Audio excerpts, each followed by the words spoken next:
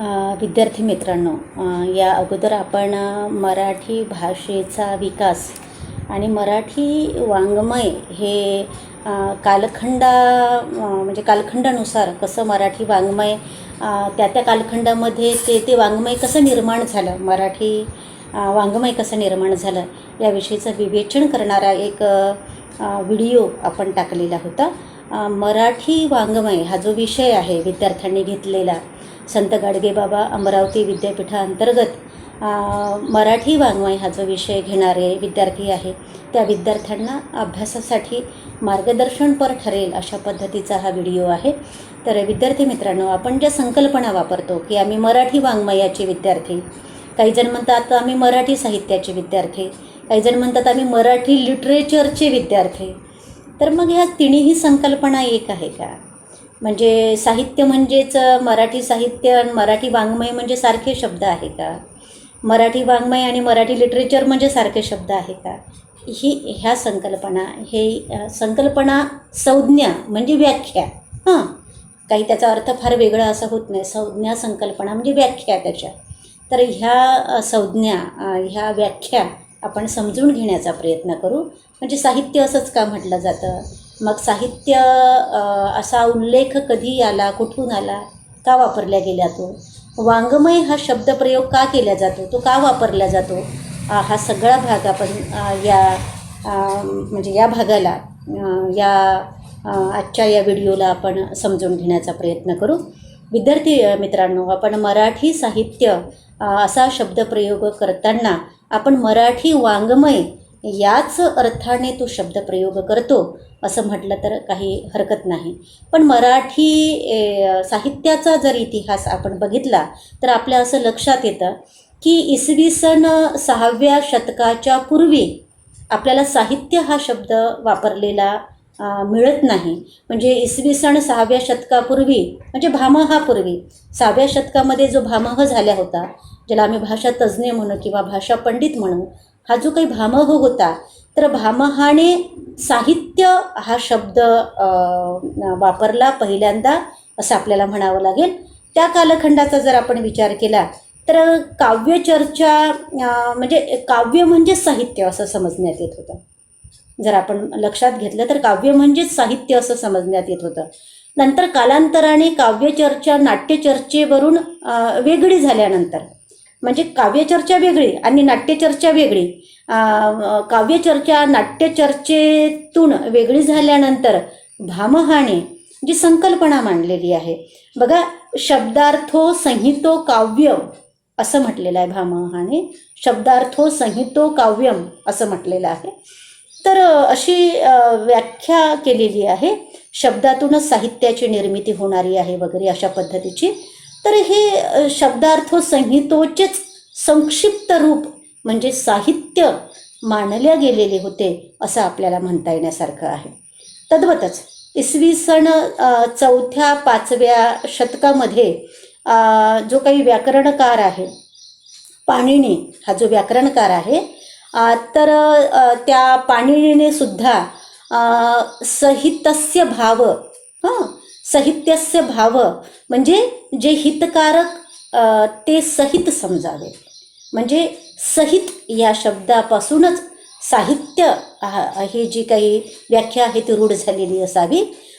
सहितस्य भाव म्हणजे जो हितकारक आहे, चांगल्या पद्धतीचं हित साधणारा आहे तो सहितकारक.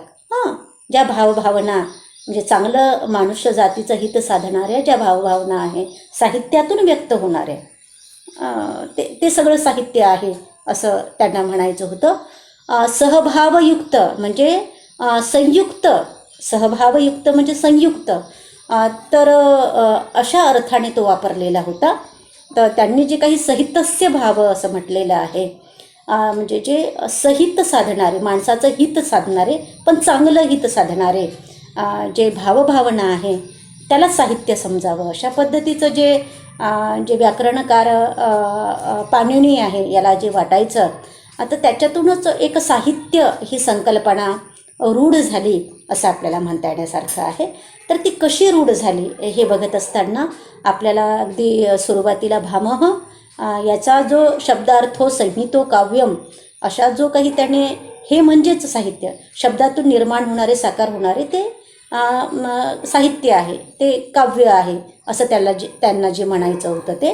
आणि नंतर मग जो पाणिनी आहे त्यांनी जे काही म्हटलेलं आहे सहितस्य भाव, म्हणजे साहित्यातून जो काही हित साधणारा, माणसाचं मंगलहित साधणारा जो काही भाव आहे, त्यावरूनच एक साहित्य ही संकल्पना पुढे रूढ झाली, असंही आपल्याला म्हणता येण्यासारखं आहे.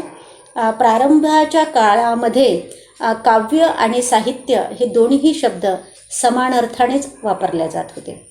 म्हणजे साहित्यापेक्षा, म्हणजे काव्यचर्चा ही साहित्य चर्चेलाच धरून होती. म्हणजे साहित्य हे वेगळं वगैरे काही नसून काव्य म्हणजेच साहित्य आहे, अशा अर्थानं ते वापरल्या जात होते. पुढे काव्य या शब्दातील अर्थाचा संकोच झाला आणि साहित्य हा शब्द म्हणजे व्यापक अर्थाने तो वापरला जाऊ लागला. म्हणजे सुरुवातीला काव्य म्हणजे साहित्य ही जी संकल्पना वापरण्यात येत होती, ती या संकल्पनेचा संकोच पावला. आणि साहित्य ही संकल्पना विस्तृत अर्थाने वापरल्या गेली, किंवा व्यापक अर्थाने साहित्य या संकल्पनेचाच पुढे विचार केला गेला, असंही आपल्याला म्हणता येण्यासारखं आहे. आपण असं वापरतो शब्दप्रयोग, ललित साहित्य असं आपण म्हणतो, ललित वाङ्मय आपण असं म्हणतो.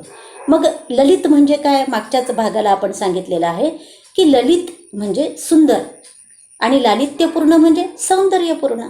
जे साहित्य सौंदर्यपूर्ण आहे, सौंदर्यपूर्ण भाषा शैलीतून साकार पावणारं आहे, ते लालित्यपूर्ण साहित्य आहे, सुंदर साहित्य आहे ते, असं आपल्याला म्हणावं लागेल. मग या लालित्यपूर्ण साहित्यामध्येच काय काय समाविष्ट आहे? कथा, कादंबऱ्या, कविता, नाटक, एकांकिका, ललित निबंध, प्रवास वर्णन, विनोदी लेखन, त्याच्यानंतर स्वकथने, चरित्रे, आत्मचरित्र, हे सगळं काही त्याच्यामध्ये समाविष्ट होणार आहे. या ललित साहित्यामध्ये समाविष्ट होणार आहे, या ललित वाङ्मयामध्ये समाविष्ट होणार आहे, असं आपल्याला म्हणता येण्यासारखं. आता ही झाली. त्याचा दुसरा एक अजून आपण पैलू बघू की आपण असं साहित्य असं म्हणतो. मग साहित्याचा शब्दशः अर्थ काय आहे? साहित्याचा शब्दशः अर्थ काय आहे? तर साहित्य म्हणजे साधन, बरोबर आहे. साहित्य म्हणजे साधन असंही आपण म्हणू शकतो. मग हे आता बघा, शेतकऱ्यांचे साहित्य, स्वयंपाकाचे साहित्य, साधनसामुग्री या अर्थाने वापरतो आपण.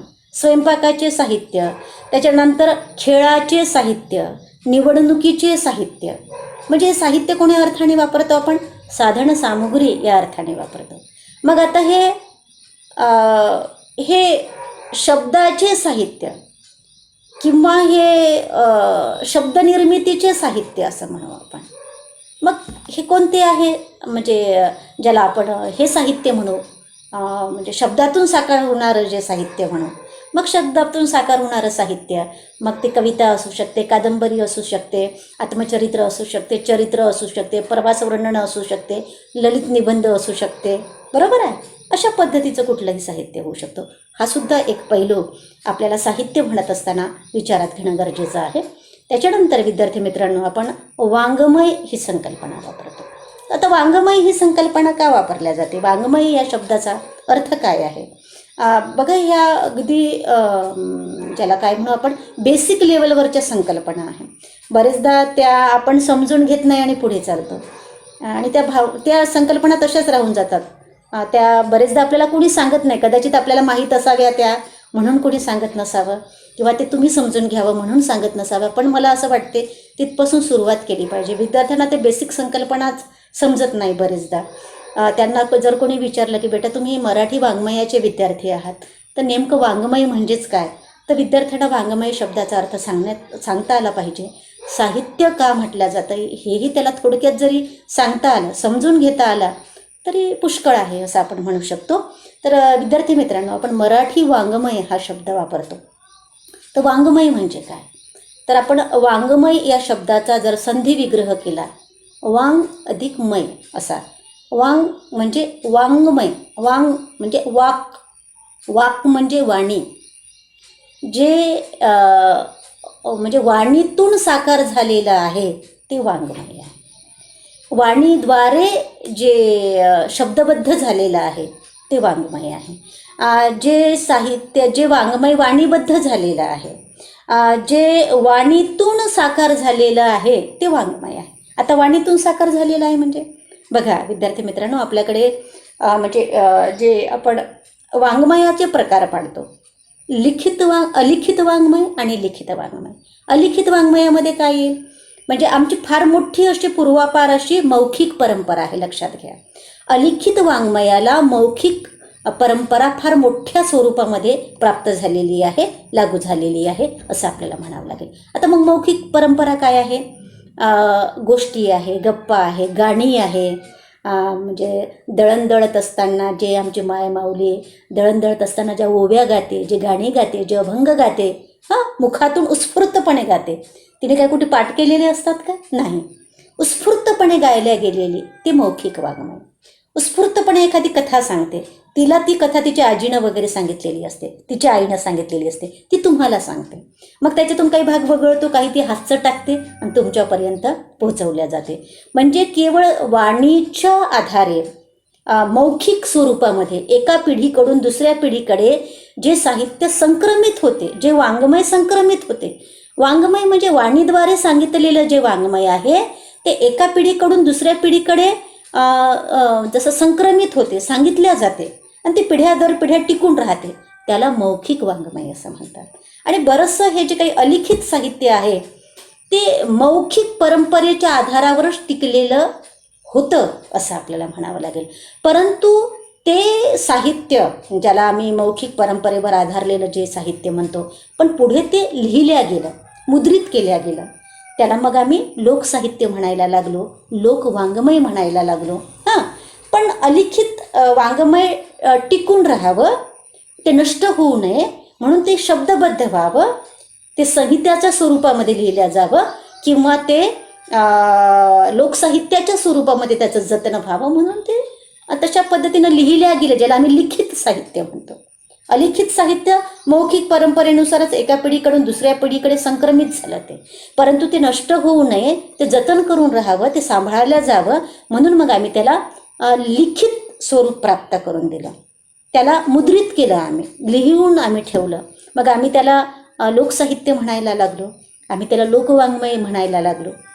तर अशा ठिकाणी म्हणजे अशा पद्धतीने लिखित वाङ्मय, अलिखित वाङ्मय आणि लिखित वाङ्मय हे आपण प्रकार या ठिकाणी बघतो.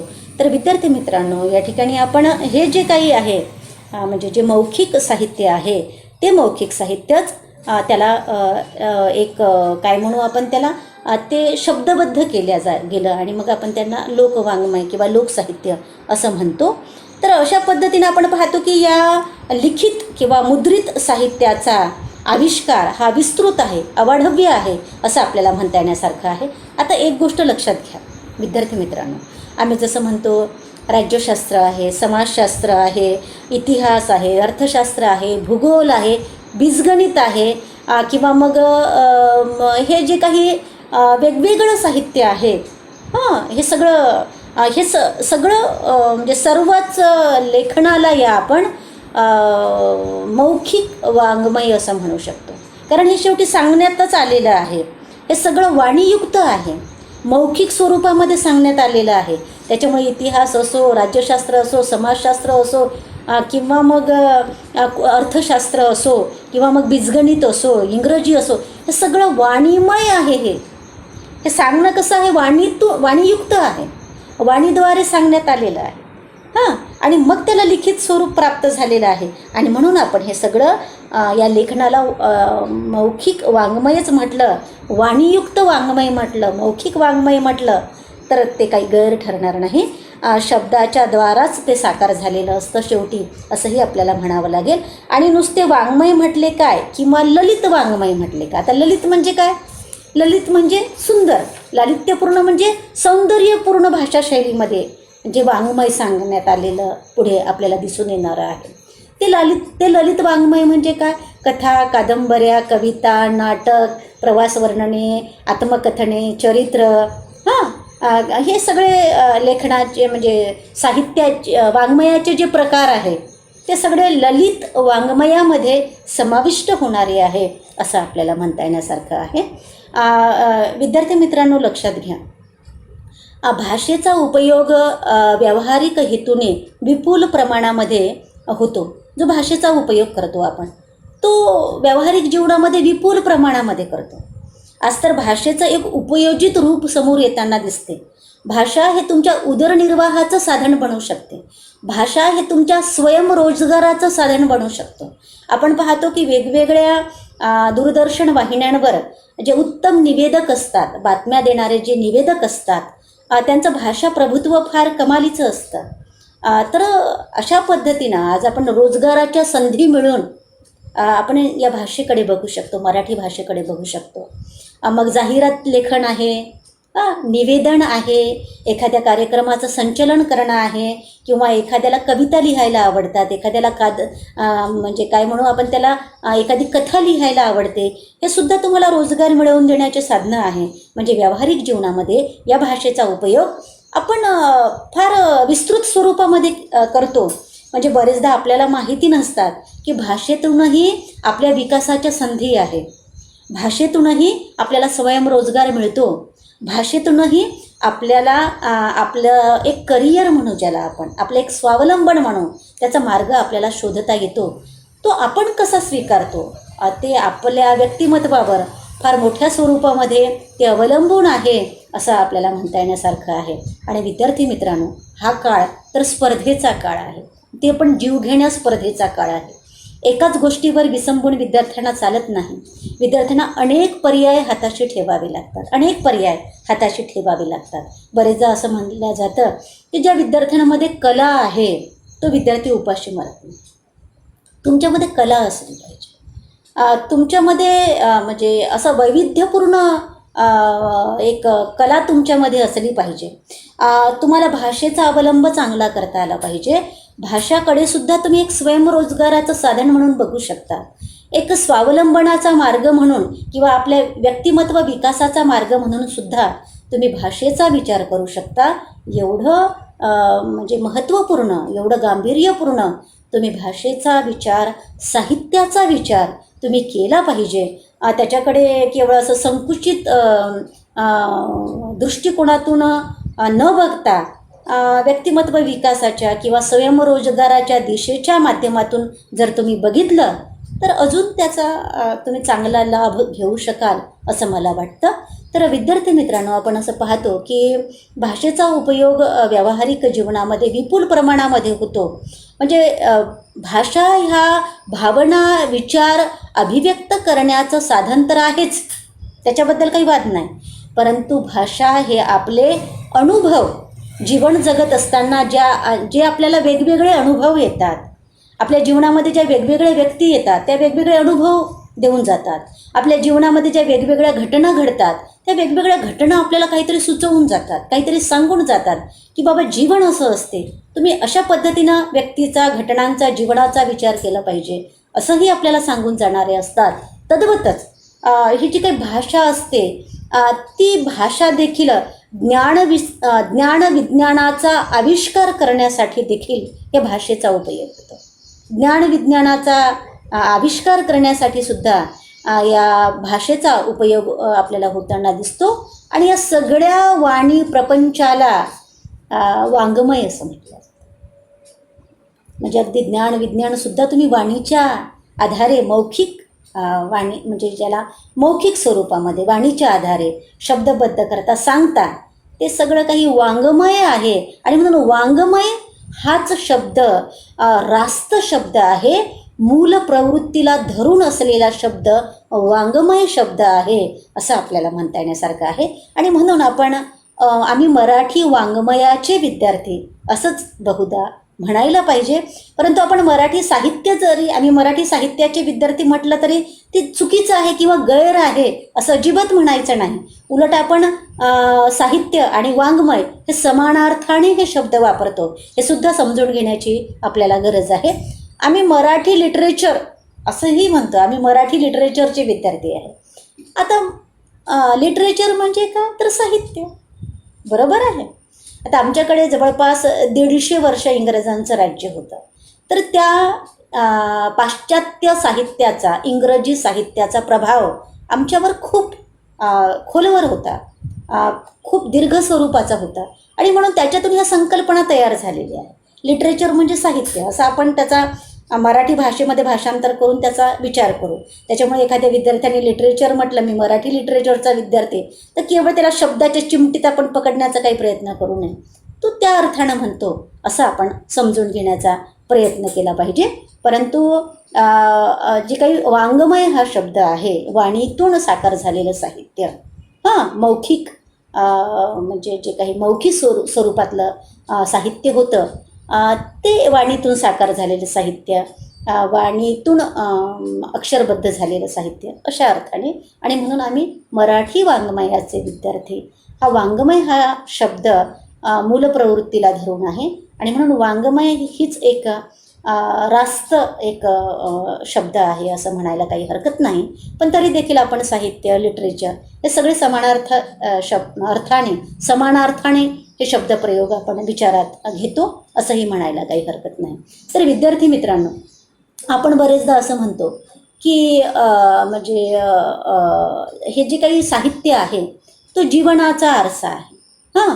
म्हणजे the literature is a mirror of life. The literature is mirror of life. म्हणजे हे जे लिटरेचर आहे, हे साहित्य आहे, तो जीवनाचा आरसा आहे असं म्हणतात. जीवनाचा आरसा आहे असं म्हणणं थोडंसं अतिशयोक्तीचं होईल. जीवनाचा आरसा आहे म्हणजे जीवन जसं आहे तसंच दिसते का आपल्याला साहित्य? नाही.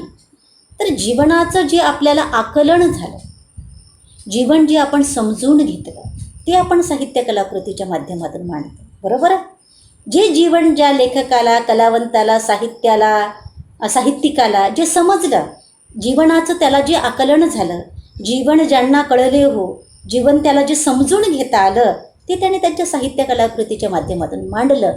आणि म्हणून या ठिकाणी विद्यार्थी मित्रांनो, आपण असं म्हणू शकतो की साहित्य म्हणजे जीवनाचा आरसा नसून जीवनाच्या आकलनाचा, जीवन ज्याला जशा पद्धतीनं कळलं त्याचे प्रतिबिंब त्यानं साहित्यातून मांडण्याचा प्रयत्न केला, साहित्यातून उमटविण्याचा प्रयत्न केला असं आपल्याला म्हणता येण्यासारखं आहे. मग हे साहित्य त्याने जे निर्माण केलेलं आहे त्याच्यासाठीची साधन सामुग्री त्या लेखकाने कुठून जुळवली? तर जीवनातून जुळवली. तो जे साहित्य लिहितो, ते साहित्य लिहिण्याची साधन सामुग्री त्याला कुठून मिळाली? तर जीवनातून मिळाली. त्याच्या जीवनामध्ये जे काही घटना घडल्या, त्याच्या जीवनामध्ये जे काही वेगवेगळे व्यक्ती आले, त्यांच्याकडून त्यांना मिळालेलं जे सुखदुःख आहे, त्याला जे काही भोगावं सोसावं लागलेलं आहे जीवनामध्ये, त्याला जे आकलन झालेलं आहे त्याच्यातून, ते त्याने साहित्याच्या माध्यमातून मांडण्याचा प्रयत्न केला असं आपल्याला दिसून येणार आहे. आणि म्हणून हा लेखक जीवनाकडे कोणत्या दृष्टिकोनातून बघतो, जीवनाचा तो कशा पद्धतीनं विचार करतो, त्या लेखकाची जी जीवनदृष्टी आहे ती त्याच्या विचारावर अवलंबून त्याची जीवनदृष्टी असते. त्याला जीवनाचं आकलन किती झालं, तो जीवनाकडे कशा पद्धतीनं पाहतो, याच्यावरून त्याची जीवनदृष्टी बनलेली असते असंही आपल्याला म्हणता येण्यासारखं आहे. तर विद्यार्थी मित्रांनो, अनुभवाचा अर्थ आणि आशय तो जीवनाचा कसा विचार करतो यावर त्याची जीवनदृष्टी अवलंबून असते कोणत्याही लेखकाची, कवीची, असं आपल्याला म्हणता येण्यासारखं आहे. आणि म्हणून हा जो लेखक आहे, कलावंत आहे, तर या लेखकाला, कलावंताला जीवनातूनच हे आशय द्रव्य मिळत असतात. साहित्य निर्मितीसाठी पूरक असे, वाङ्मय निर्मितीसाठी पूरक असे साहित्य द्रव्य किंवा साहित्याची साधन सामुग्री त्याला जीवनातूनच मिळत असते असं म्हटल्या जाते. आता लक्षात घ्या विद्यार्थी मित्रांनो की साहित्य कोणी लिहावं, वाङ्मय कोणी लिहावं, हाही प्रश्न आहे. म्हणजे केवळ लिहायचं म्हणून लिहायचं का? बाबा चला एक छान कोरी वही आहे माझ्याकडे आणि छान नवीन पेन घेतलेला आहे, चला मग लिहा एखादी कविता किंवा लिहा एखादी छान कथा, असं म्हटल्यानं ते साहित्य, कविता किंवा कथा लिहिता येते का? नाही. ते आतमधून तुम्हाला असं उन्मळून आलं पाहिजे. ते लिहिल्याशिवाय तुम्हाला स्वस्थ वाटणारच नाही. म्हणजे असं म्हणतात की आतमध्ये काही जळत असेल तरच लिहा. आतमध्ये काही जळत असेल, जे दुःख असेल, जी वेदना असेल, ती व्यक्त केल्याशिवाय त्याच्यातून त्याची सुटका होणारी नाही, त्याच्यातून तो मुक्त होणारा नाही. इतकी एखादी वेदना, एखादी गोष्ट इतकी सतावत असेल तरच साहित्य निर्माण होते. आणि वेदनेतूनच सुंदर साहित्य निर्माण झालेलं आहे, लक्षात घ्या. जर तुमच्याजवळ वेदना नाही, जर तुमचं पोट तृप्त भरलेलं आहे, तुम्ही तृप्तीची सुवासिक ढेकर देत आहे आणि छान कविता लिहितो म्हणत आहे, तर ते लिहिता येत नाही.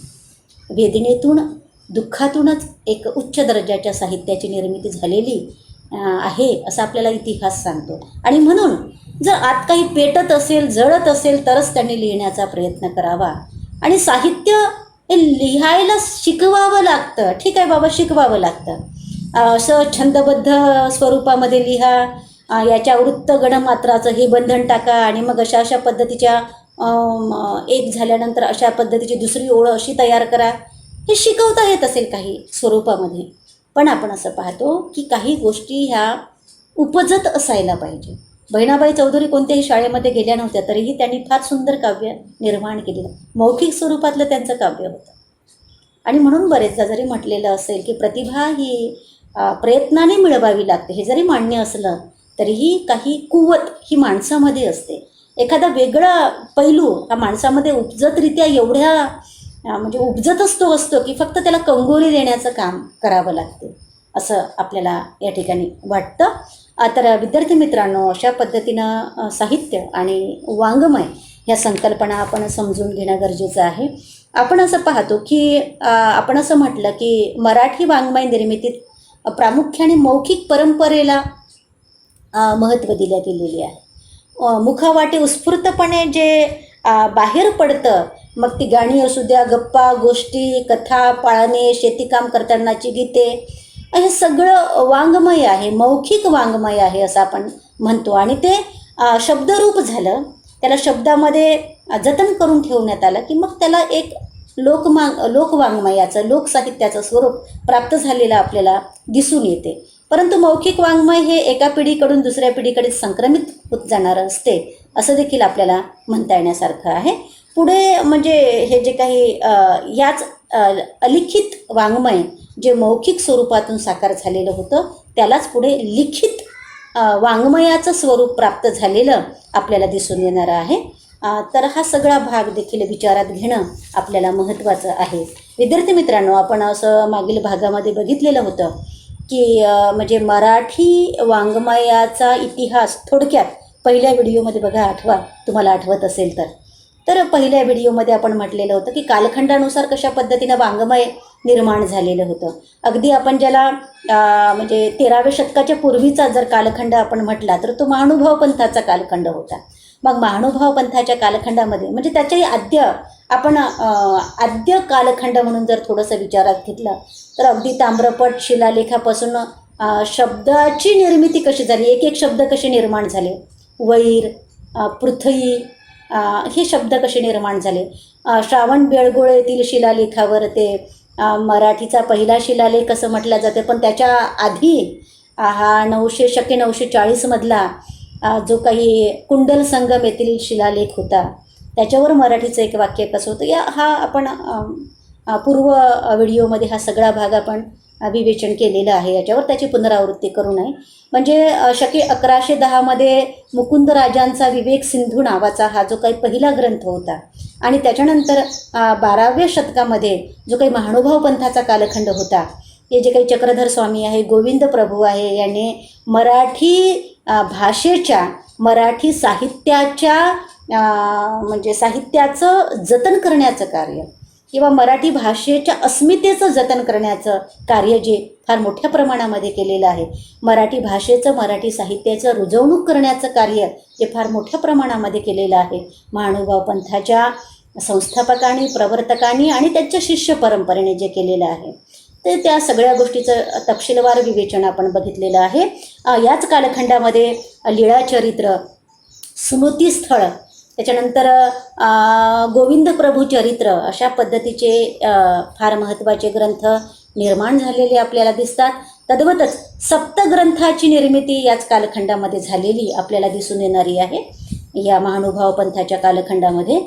त्यानंतर आपण असं बघतो की याच कालखंडामध्ये म्हणजे महानुभाव पंथाच्या कालखंडामध्ये आपल्याला जी काही म्हाईंभट म्हणा किंवा महदाईसा म्हणा, महदंबा ज्यांना म्हटलं जातं, ज्या आद्य कवयित्री म्हणून ज्या महदंबेचा उल्लेख होतो मराठी साहित्याच्या किंवा मराठी वाङ्मयाच्या आद्य कवयित्री म्हणून ज्यांचा उल्लेख होतो, तर त्या महदंबा होत्या, महदाईसा होत्या, की ज्यांचा उल्लेख चक्रधर स्वामीसुद्धा करताना दिसतात. ज्या महदंबेच्या प्रतिभाशक्तीचा उल्लेख चक्रधर स्वामी करताना दिसतात, जे महानुभाव पंथाचे प्रवर्तक होते. महानुभाव पंथाचे संस्थापक गोविंद प्रभू आणि प्रवर्तक चक्रधर स्वामी. तर चक्रधर स्वामी महदाईसाचा उल्लेख करत असताना असं म्हणतात की म्हातारी जिज्ञासक, म्हातारी चर्चक, म्हातारी एथ काही पुसतसी असे. हां, ती म्हातारी जी आहे ना महदंबा नावाची, ती फार जिज्ञासक आहे, ती फार चर्चक आहे, चर्चा करणारी आहे.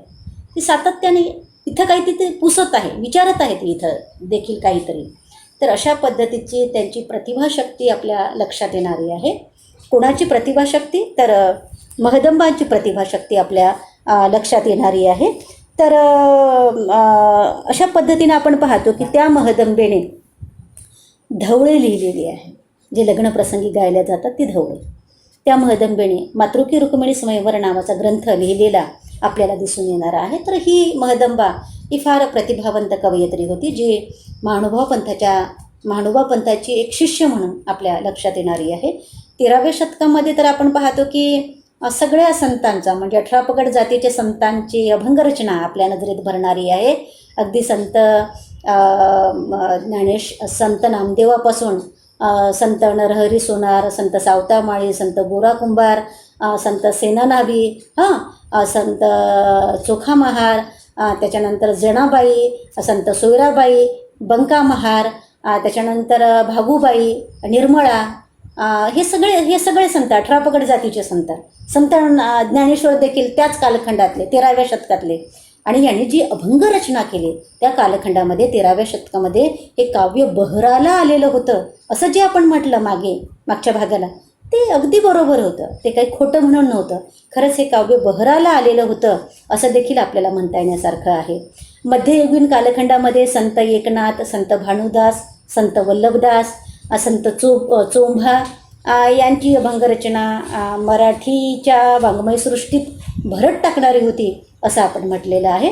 तद्वतच आपण असं पाहतो की शिवकालखंडामध्ये दोन अतिशय म्हणजे शिवकालखंडामध्ये राज्यव्यवहार कोशसारखा महत्त्वाचा ग्रंथ तर लिहिण्यात आलाच होता, परंतु त्या व्यतिरिक्त 2 महत्त्वाचे संत शिवकालखंडामध्ये झालेले आपल्याला दिसून येतात.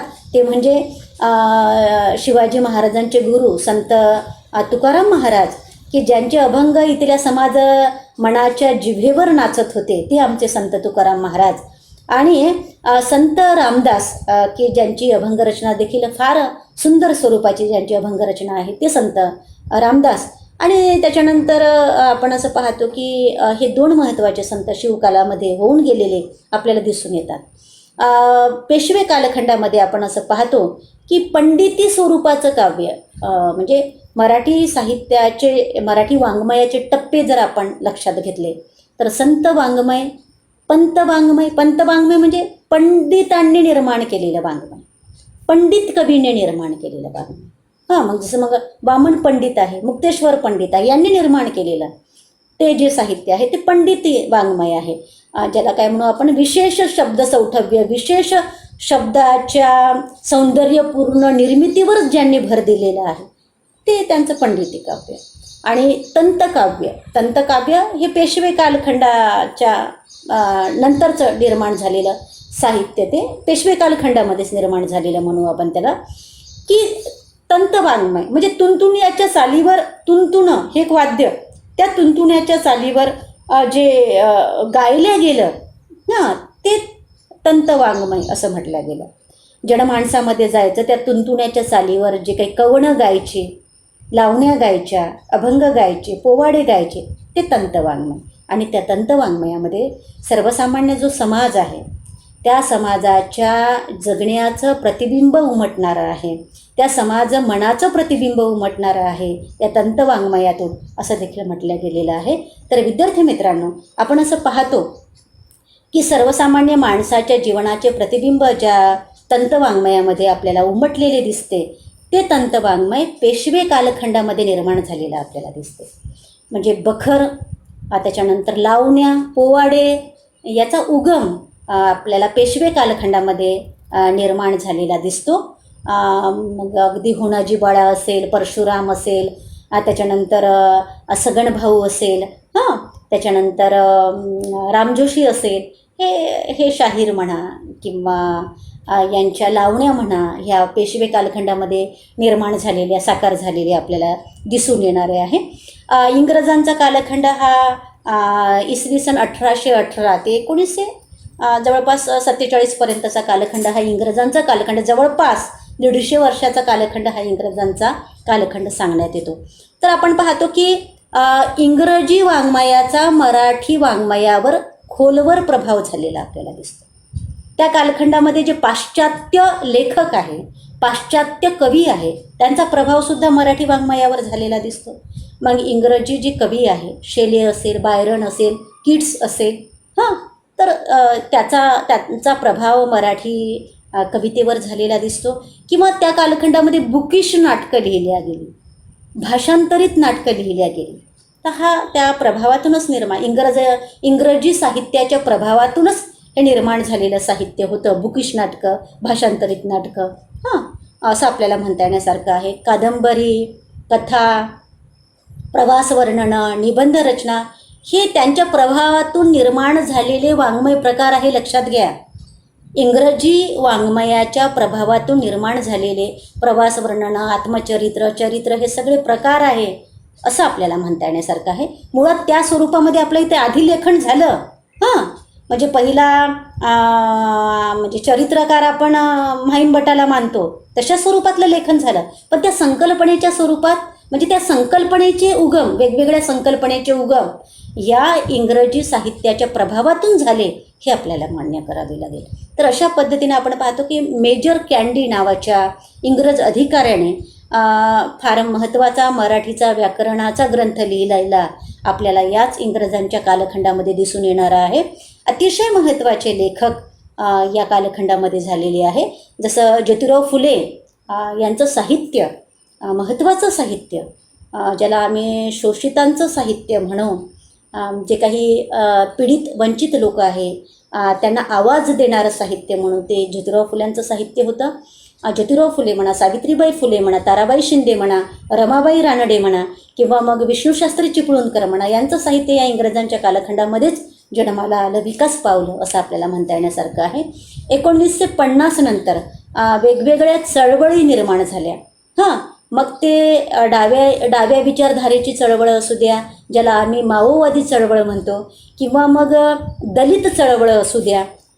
तर अशा वेगवेगळ्या चळवळी निर्माण झालेल्या आपल्याला दिसतात आणि या चळवळीतूनच ते साहित्य निर्माण झालेलं दिसतं.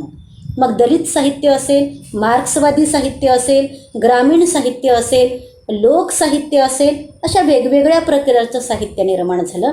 चरित्र, आत्मचरित्र म्हणजे या इंग्रजांच्या कालखंडामध्ये ज्या संकल्पना निर्माण झालेल्या होत्या, चरित्र, आत्मचरित्र, प्रवास वर्णनं, ठीक आहे, वैचारिक लेखन, वैचारिक निबंध, अशा पद्धतीनं नाटक, कथा निर्मिती, म्हणजे ह्या सगळ्या हे प्रकार पडत गेले असं आपल्याला दिसून येणार आहे. 1980 नंतर आदिवासी साहित्य म्हणा किंवा मग स्त्रीवादी साहित्य म्हणा, किंवा म्हणजे 1960 नंतरच स्त्रीवादी साहित्य निर्माण झालं. 1980 नंतर समाजातले जे अजून उपेक्षित वंचित घटक आहे त्यांचं साहित्य पुढे आलं.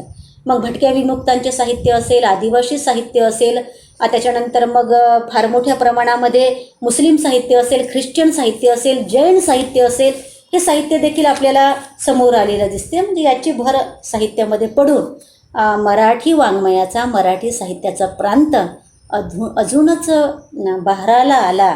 तो प्रांत अजून फुलून आला, समृद्ध होत गेला असंही आपल्याला म्हणता येण्यासारखं आहे. तर विद्यार्थी मित्रांनो, आपण असं पाहतो की हा म्हणजे हे मागे आपण बघितलं, मी त्याची पुनरावृत्ती करणार नाही. मराठी वाङ्मयाचा इतिहास बघत असताना मागच्या भागालाही आपण बघितलं, मी त्याची पुनरावृत्ती करणार नाही. परंतु विद्यार्थी मित्रांनो, तुम्हाला जो काही मराठी वाङ्मय हा प्रथम सत्राला जो अभ्यासक्रम आहे ते 2 साहित्य प्रवाहाचं प्रतिनिधित्व करणारे पुस्तकं तुम्हाला अभ्यासक्रमाला आहे. ते म्हणजे पहिली एक कादंबरी आहे, डॉक्टर सदानंद देशमुख यांची तहान नावाची कादंबरी तुम्हाला अभ्यासक्रमाला आहे, BA भाग 1ला प्रथम सत्राला.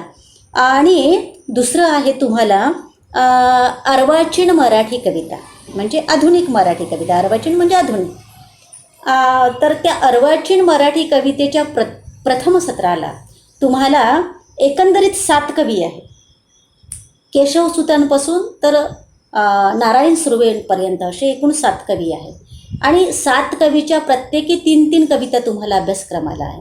म्हणजे केशवसुतांच्या 3 कविता असेल, बाभा बोरकरांच्या 3 कविता असेल, किंवा मग नारायण सुर्वेच्या 3 कविता असेल. हे बघू आपण कोणत्या कोणत्या स्वरूपात आहे, कशा कशा स्वरूपात आहे तर त्या. तर आपण या ठिकाणी असं बघतो विद्यार्थी मित्रांनो की तुम्हाला एकंदरीत 7 कवी अभ्यासक्रमाला आहे. 7 कवीच्या प्रत्येकी 3-3 कविता तुम्हाला अभ्यासक्रमाला आहे. अर्वाचीन मराठी कवितेमध्ये तुम्हाला एकंदरीत म्हणजे ज्याला आपण अगदी इंग्रजांचं काय म्हणू आपण त्याला, इंग्रजांच्या कालखंडातलं जे साहित्य म्हणू आम्ही त्याला, तर इंग्रजांच्या कालखंडामध्ये उदयाला आलेले जे कवी होते, म्हणजे अगदी केशवसूत इंग्रजांच्या कालखंडामधले असेल, किंवा मग बाभा बोरकर म्हणा, किंवा मग इतर काही कवी आहे, तर त्यांच्या कविता देखील तुम्हाला अभ्यासक्रमाला आहे या ठिकाणी. तर आपण म्हणजे 2 वाङ्मय प्रकाराची ओळख विद्यार्थ्यांना व्हावी. कादंबरी हा वाङ्मय प्रकार आहे, तर कादंबरी वाङ्मय प्रकाराची तुम्हाला ओळख व्हावी, त्याचं प्रतिनिधित्व करणारी एक कादंबरी तुम्हाला अभ्यासक्रमाला आहे. मग आता ते ग्रामीण कादंबरीच्या प्रकारामध्ये मोडणारी आहे का, कोणत्या प्रकारामध्ये मोडणारी आहे, आपण पुढे विवेचन करू. पण सध्याचं एका वाङ्मय प्रकाराची ओळख दर्शवणारं प्रातिनिधिक स्वरूपातली एक साहित्य कलाकृतीची रचना म्हणजे त्या कादंबरीची रचना तुम्हाला अभ्यासक्रमाला आहे. आणि दुसरं म्हणजे कविता हा वाङ्मय प्रकार कसा आहे, आधुनिक कविता आपण ज्याला म्हणू, आधुनिक वाङ्मयाला जे काही आपण जवळपास 150 वर्षाचा आधुनिक वाङ्मय आहे, तर ते आधुनिक कालखंडातले जे कवी आहे, अगदी केशवसूत असेल, बाभा बोरकर असेल, किंवा इंदिरा संत असेल, किंवा मग आमचे हे असेल, काय म्हणू आपण त्याला, विंदा करंदीकर असेल, हे जे काही कवी आहेत त्यांच्या ज्या कविता तुम्हाला अभ्यासक्रमाला आहे. तर या ठिकाणी आपण पाहतो तर नारायण सुर्वे जे आहे, तर एकंदरीत हे 7 कवी तुम्हाला अभ्यासक्रमाला आहे. आणि 7 कवीच्या 3-3 कविता प्रत्येकी तुम्हाला अभ्यासक्रमाला आहे, म्हणजे 21 कविता तुम्हाला अभ्यासक्रमाला आहे. आणि दीर्घ स्वरूपातल्या काही कविता आहे, म्हणजे अगदी 2-2, 3-3 पेजेसच्या ज्यांच्या कविता, अशा दीर्घ कविता तुम्हाला अभ्यासक्रमाला आहे. तर ते सगळ्या कवींच्या कविता, ती कादंबरी संपूर्णरित्या समजून घेणं आपल्याला अतिशय गरजेचं आहे. ते आपण निश्चितच समजून घेऊ या ठिकाणी. आता विद्यार्थी मित्रांनो एक गोष्ट लक्षात घ्या, गुणाची विभागणी करत असताना तुम्हाला 48 गुण कादंबरीला आहे. ठीक आहे, 48 गुण तुम्हाला कादंबरीला आहे आणि 32 गुण तुम्हाला कवितेला आहे. तर मग आता कादंबरीवर कशा पद्धतीचा प्रश्न विचारण्यात येतो, 48 गुण जे आहे त्याची विभागणी बघा. 16 मार्काचा तुम्हाला दीर्घोत्तरी प्रश्न आहे, 8 मार्काचे जोन तुम्हाला लघुत्तरी प्रश्न आहे. कादंबरीवर बोलतो आहे आपण, तहान कादंबरीवर बोलतो आहे आपण. 16 मार्काचा दीर्घोत्तरी प्रश्न, 8 मार्काचे 2 लघुत्तरी प्रश्न, म्हणजे 16 दुनी 32. 8 मार्काचे संदर्भासह अर्थ स्पष्ट करा आणि 8 मार्काचा वस्तुनिष्ठ प्रश्न, पर्यायी प्रश्न, एक पर्याय अचूक निवडा, असे ते 8 आणि 8 16. 16 दुनी 32, 16 त्रिक 48 मार्कासाठी तुम्हाला तहान नावाची कादंबरी आहे.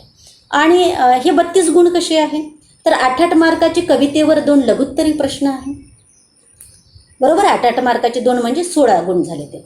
त्याच्यानंतर 8 मार्कासाठी संदर्भासह अर्थ स्पष्ट करा आहे आणि 8 मार्कासाठी हे आहे, काय म्हणू आपण त्याला, अचूक पर्याय निवडा, वस्तुनिष्ठ प्रश्न आहे, जे 16 × 16, 16 दुनी 32 मार्क आहे.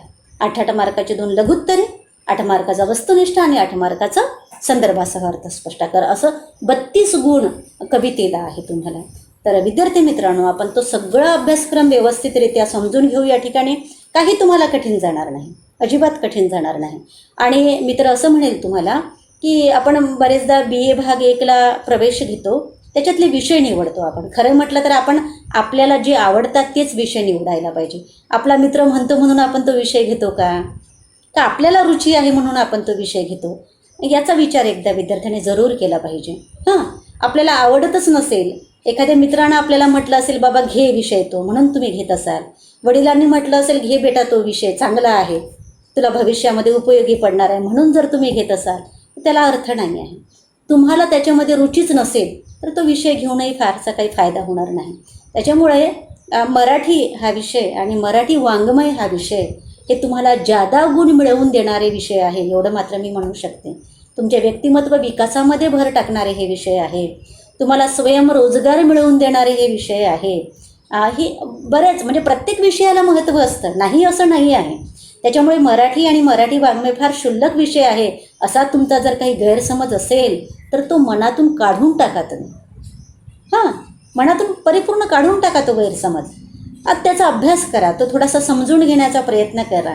उपयोजित मराठी नावाचं पुस्तक तुम्ही वाचलं तर व्यावहारिक मराठी म्हणून कितीतरी विकासाच्या संधी आपल्याला भाषेतून या उपलब्ध होणारे आहे. हां, पण आम्ही त्याचा विचार करत नाही फारसा गांभीर्यानं, हे सुद्धा लक्षात येणार आहे आपल्या. तर विद्यार्थी मित्रांनो, या सगळ्या गुणांचा तुम्ही विचार करा. आत्तापर्यंत 80 गुणाचा आपल्याला लेखी पेपर होता, 20 गुणाची तुम्हाला मौखिक परीक्षा होती. 20 गुणाच्या मौखिक परीक्षेमध्ये 10 मार्कासाठी असाइनमेंट होती, 10 मार्काची तुमची त्या असाइनमेंटवर आधारलेली मौखिक परीक्षा असायची. पण आता माहिती नाही आपल्याला की तुमची जी परीक्षा होईल त्याच्यामध्येही हा कोरोना संक्रमणाचा काळ तसाच टिकून राहील का. तसा जर टिकून राहिला तर तुमची वस्तुनिष्ठच प्रश्नाद्वारे सगळी तुमची परीक्षा होईल. म्हणजे सगळ्या प्रश्नपत्रिकेचं स्वरूप वस्तुनिष्ठ म्हणजे अचूक पर्याय निवडा असंच राहील.